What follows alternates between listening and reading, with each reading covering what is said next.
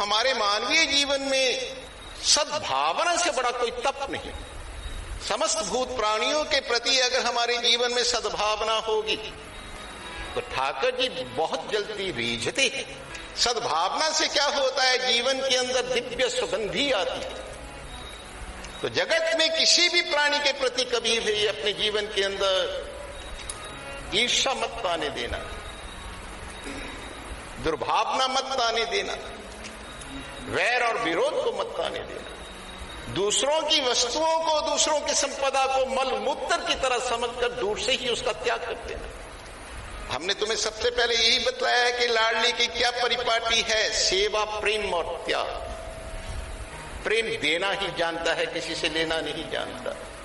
और हमारे लाडली के दरबार में देने का ही व्यापार होता है, किसी से लेने का व्यापार नहीं होता। राधा शब्द के अर्थ को समझो। रा कहते हैं देने को, और धा क्या मतलब है, दौड़ना। जो देने के लिए हमेशा दौड़ लगाती है उस सत्ता का नाम है राधा। तो दूसरों की संपदा को, दूसरों की वस्तुओं को मलमूत्र की तरह समझकर दूर से ही त्याग कर देना, और अपनी जो तुम्हें प्राप्त है उसको भी अपना मत मानना कभी। हम अपनी तरफ से नहीं कह रहे। हमारे भारतीय संस्कृति में महर्षि वेद व्यास से बड़े महापुरुष कोई नहीं हुए। उन्होंने कहा है, देखो, द्व यक्षरस्तु भवेन मृत्युस् त्रय अक्षरम ब्रह्म शाश्वतम ममेति च भवेन मृत्यु ना ममेति च ब्रह्म शाश्वतम। ये दो अक्षरों का जो मम है ना, मम, ये विश्व और मृत्यु है। और जो तीन अक्षरों का जो है नाम ममेति, ये सारा संसार तो ठाकर जी ने अपनी प्रसन्नता के लिए और अपने भीतर से ही निकाला है।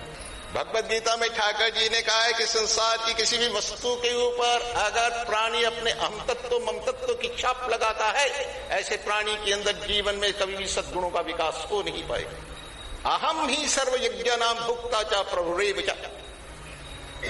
प्रभुरेव चा का क्या मतलब है? संसार की जितनी भी वस्तुएं हैं, भोग है, ऐश्वर्य है, ठाकर जी कहते हैं उसका मालिक मैं हूं, उसका भोक्ता मैं। ये तो हमें दिया गया है, क्योंकि संसार में जब हम आते हैं तो संसार की सारी सामग्री हमें स्वतः प्राप्त होती है। और जब दुनिया से हम जाते हैं तो कोई भी चीज अपने साथ नहीं ले जाते। जब दुनिया में आते हैं तो बंद मुट्ठी करके आते हैं, और जब दुनिया से जाते हैं तो दोनों हाथ पसार करके चले जाते हैं। अगर हमारी यहाँ की कोई चीज होती तो उसको हमेशा अपने पास हम रखते, तो वो कोई अधिपत्य तो है ही। तो महर्षि वेद व्यास भी यही कह रहे हैं कि दो यक्षरस्तु भवेन मृत्यु। ये दो अक्षरों का जो मम है, यही तुम्हारी जीवन की, यही इसका नाम ही मृत्यु है, और यही हमारे जीवन को विषयुक्त बना देता है।